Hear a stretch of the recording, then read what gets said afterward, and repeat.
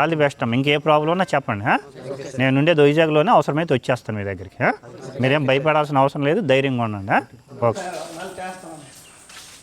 ఇదేంటి ఏటి కడిగారండి? ఇది కడగటమా? అబద్ధాలు ఎందుకు చెబుతారు? ఎంత నవసందో చూడండి. ఎవరైనా ఏం డ్యూటీ చేస్తారు? పక్కనే ఉంటున్నాం అంటున్నారు. ఏంటి ఇదంతా గందరగోళం? అక్కడ ఓపెనా? బయటికి వెళ్ళిపోతుండ్రా? అవి బాగలేవు, స్మెల్ వస్తున్నాయి. ఒక వారంలో ఎన్ని గుడ్లు ఇస్తారు?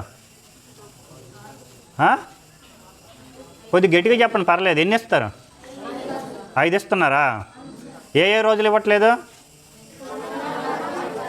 శనివారం ఆదివారం ఇవ్వట్లేదు. మంగళవారం కూడా ఇవ్వట్లేదా? అంటే వారంలో 4 ఇస్తున్నారు, అంతేనా? మంగళవారం చికెన్ ఎప్పుడు పెడతారు? మంగళవారం మధ్యాహ్నం పెట్టేస్తాం సార్. యాక్చువల్గా రాత్రి పెట్టాలి. మధ్యాహ్నం పెట్టినప్పుడు ఉదయం బాయిల్డ్ ఎగ్ ఇవ్వాలి. పాలు ఇస్తున్నారా? ఉదయం పాలు పట్టించుకోవట్లేదు, బయటికి పంపించట్లేదా? అంటే సార్ తల్లిదండ్రులకి లోపల రావద్దు అంటున్నారు. తల్లిదండ్రులకే లోపలికి రావద్దు అంటారా? ఓకే, అర్థమైందా? ఇంకేం ప్రాబ్లమ్స్ ఉన్నాయమ్మా?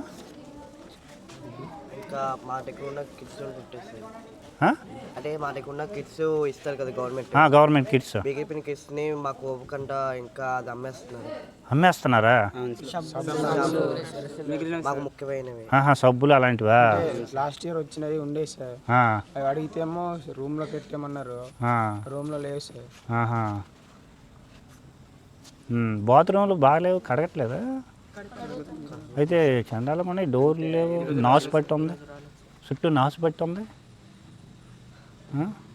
ఫుడ్ అమ్మా? బాగానే వస్తుంది. చికెన్ 2 ముక్కలు ఇస్తున్నారు, పులుగు ఇస్తున్నారా?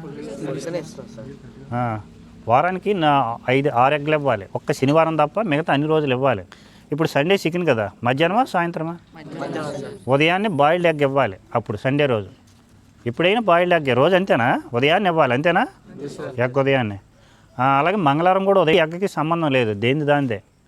మేము మాట్లాడాము మీ డీడీ గారితో, అంటే ఇన్ఛార్జ్ డీడీ సస్పెండ్ అయ్యారంట, మాట్లాడాము.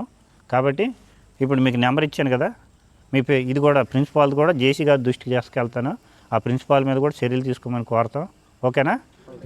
మీకు ఏమైనా ఇంకా సాల్వ్ అవ్వకపోతే నెంబర్ ఇచ్చాను కాబట్టి, మీ దగ్గర ఫోన్లో ఉండవు కాబట్టి మీ పేరెంట్స్కి ఇచ్చేసి మెసేజ్ చేయమనండి.